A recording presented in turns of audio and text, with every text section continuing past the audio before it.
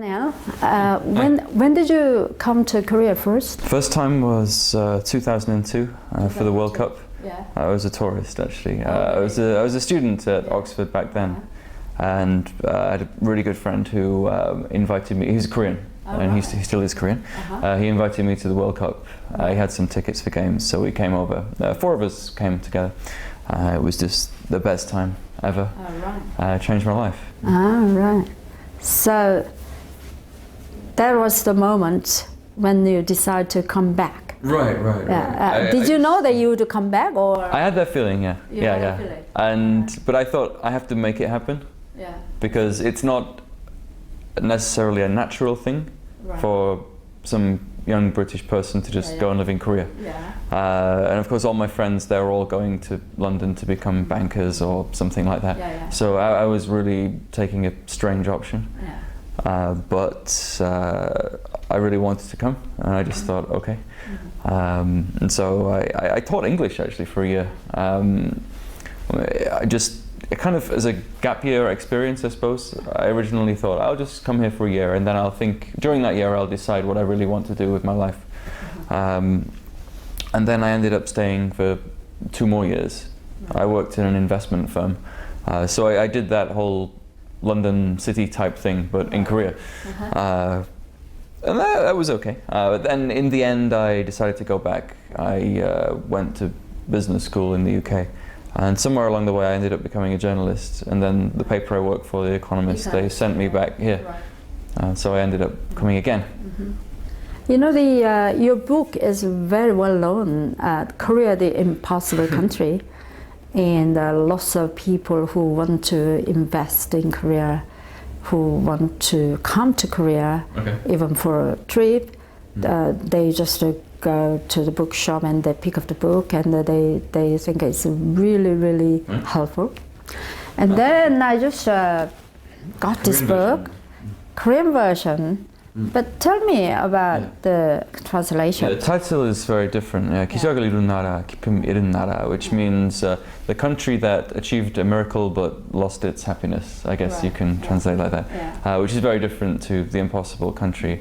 But I guess that what we're trying to say is that, well, I think obviously Korea is a country that has achieved an economic miracle. You can say a democratic miracle, a cultural miracle. It's a country that nobody really expected to, well, perhaps even survive, 50 years ago or 55 years ago.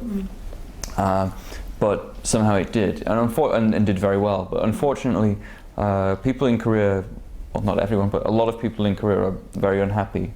The rate of suicide is extremely high.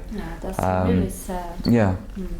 And so it's just trying to, in some way, examine why is this? It was a lot of people from outside Korea.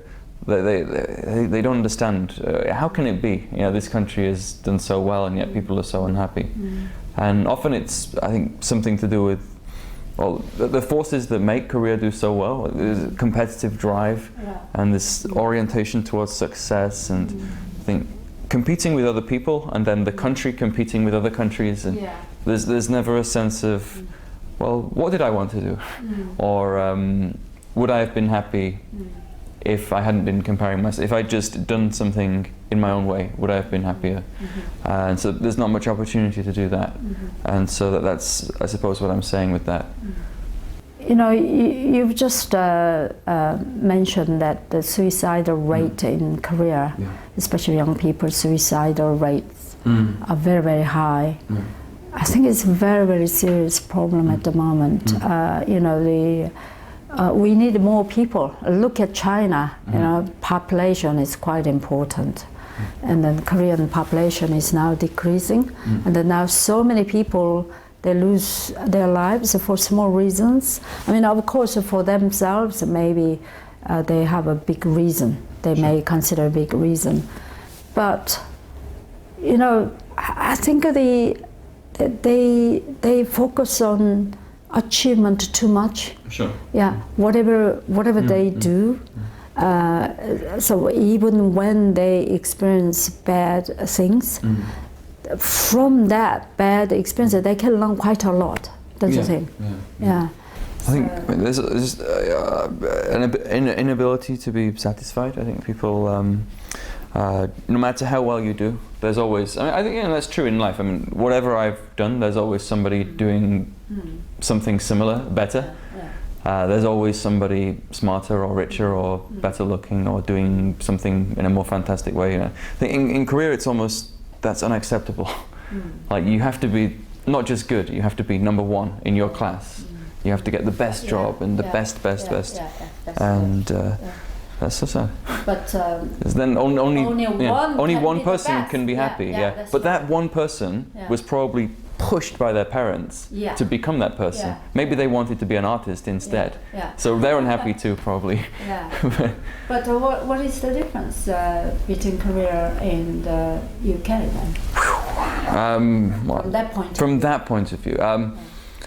Well, I never want to say, oh, be like Britain or Britain is better, ever. I think we have our own problems. Perhaps the other side of the coin, maybe we're a bit too much like, oh, do what you want. Our education system now is all very much about creativity rather than about necessarily knowing basic facts. So I feel that creativity rather than basic facts. Yeah, I think both a balance is important. But also, if I look at my parents, my mother was quite strict with me as a child. I was mollycoddled, shall we say? But a lot of my friends are kind of just free to do whatever they want. I really envied them at the time. But now I think if I had kids, I'd be a little bit strict with them. Not like a Korean parent, but somewhere in between. I often think that the best way, like for me, or if I have kids, if I got married and had kids, then I'd try to be somewhere in between Britain and Korea in terms of educational philosophy, parenting philosophy, but definitely not 100% one or the other. You know, especially in East Asia, reputable university is highly respected. 명문대. 명문대. And then, you know, Daniel, you read the PP at Oxford. Okay. And then that is quite something. And then, so did it disturb you? Especially, did you feel that you have to behave, or? No, I felt lucky here. I mean, in England, like, especially in my hometown, if I don't know, if I go like to a pub in my hometown, and if someone knows that, you know, I went to Oxford, it's like, oh, you think you're special, do you? Like that. Sorry? You think you're special, do you? That kind of thing. And I don't. But anyway, in Korea, people are like extra nice, like too nice, I would say. So I don't know, sometimes I just want to get along quietly. But yeah, I would find that when I first got here, I taught English for a year. It was like a gap year thing. It was kind of good fun. But the English teacher, the native English-speaking teacher, is not really respected so much in Korea. Like if they're a foreigner, because it's just speaking your own language. And so people would, I'd say, look down on me a little bit for that. And then if they heard I went to Oxford, they're like, oh, change. Oh, how can I be your friend? Like that kind of attitude. And it's, so people react strangely to it. I didn't necessarily like it, but it wasn't a bad reaction. But it just reveals people's nature a little bit, I think. Yeah. And then in your book, you said 기쁨을 잃은 나라. There are so many young people who may want to go abroad, like, you know, some people may want to go to UK. Do you have any tips for them? Well, first of all, make sure you want to. Are you doing it for the right reasons? Will it help you in your life? Will it make you happier, or well, and so on. If yes, then I would say try and understand something about, if it's the UK, try and understand something about the country. Make sure you will enjoy living in the UK. To get in, I think, well, Oxford is all about, in the case of Oxford, it's all about interviews. So I would say that, of course, you need good exam results, but probably the kind of exam results a Korean kid would get applying to Oxford, they probably have A anyway. So like, don't worry about being super number one, 100%. be good enough, but then think about the interview and think about creative answers to the professor's questions. Right. Because I think Korean education is so, I mean, we say this all the time, it becomes like a cliche, but Korean education is really kind of, there is a right answer. And that's the wrong answer, you can't say that. This is the right answer, you have to say that. Yeah. Whereas if you go somewhere like Oxford and you do philosophy, then there's never a right answer. Yeah, never. And that's the point. Right. Yeah. Process of thinking. Yeah, right. The process, not the result necessarily itself. Yeah. And so that kind of mindset, I think, is needed. Now East Asia is quite open. It's open to the world. Look at viral Gangnam Style, and so many young people they are talking about visiting Korea, and some people talk about applying to well-known companies like Samsung and that. Sure. Then, what if they contact you? What could you say? Well, I say, first of all, please do come, because I think Korea is a great place and a very interesting place, and at least you will have a real experience here. I think it's amazing the change that's happened. I think in the past 10 years or so, the times that I've been coming here back and forth for about 10 years, and when I first came here, nobody was interested in Korea. Like, why are you going there? Where is it? But now Korea is becoming cool, which is really good. But yeah, I would say that among, say, English people or the Westerners or whoever, people I've seen that come here, I think the people who have an open mind to things and a sense of adventure, they really end up loving it. But people who expect something to be like home, they end up hating it. And that's very natural, because it's very different to back home. I remember when my mother, she first came to visit, she went, "Daniel, it's so foreign." But now she's gotten to like it, because I think every time she comes, she gets a little bit more used to it. And finally, I think she's decided just to go with it, and so now she really enjoys it. So she knows that it's not going to be like Manchester, and so because she has this more kind of flexible attitude to it, she ends up really loving it now. Right. And then what's next? For me, another book. I'm writing a book with a friend about North Korea, actually. And then I'm starting. It's about how ordinary people live in North Korea. So it's not about the royal family or big rockets or anything like that. It's more about since there's obviously a huge famine in North Korea in the mid-90s. Since then, people have lived from capitalism in North Korea. So every family now, or pretty much every family, lives from private trade. So there's something called Jangmadang, which is like a street market that's appeared everywhere in North Korea now.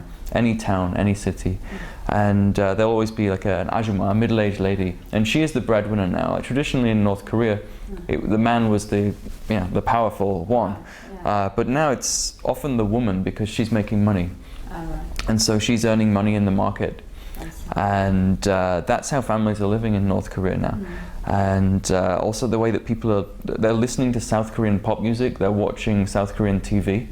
A lot of people don't know. Yeah, USB sticks are very important. Wow. So a few years ago, DVDs came in, like fake DVDs from China, but now USB sticks.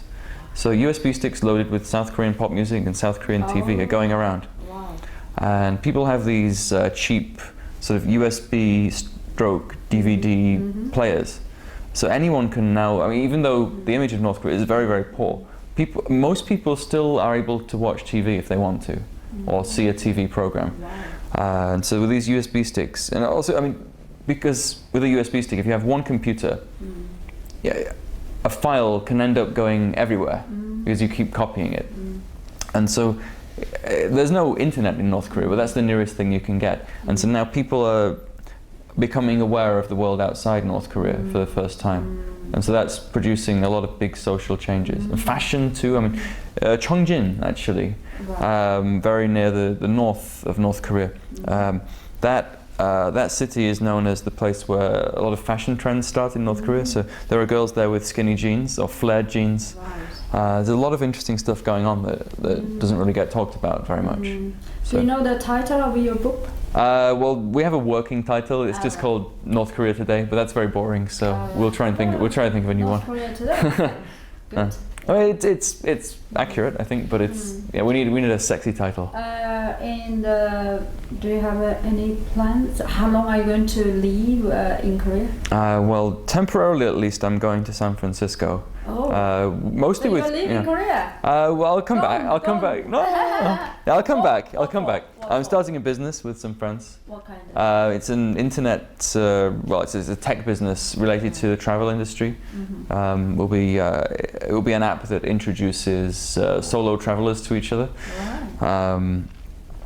So yeah, we'll be working on that throughout the summer, and then hopefully, if it goes well, then we'll stay there a bit longer. If it fails, then I'll definitely come back to Korea. I'm just kidding. But if it's successful too, then I'll probably come back to Korea. I'll force the other guys to open a Korean office, and then I'll Failure is the mother of success. It is. So you never stop. You keep challenging. Sounds great. Thank you very much. Thank you. Thank you. Good luck.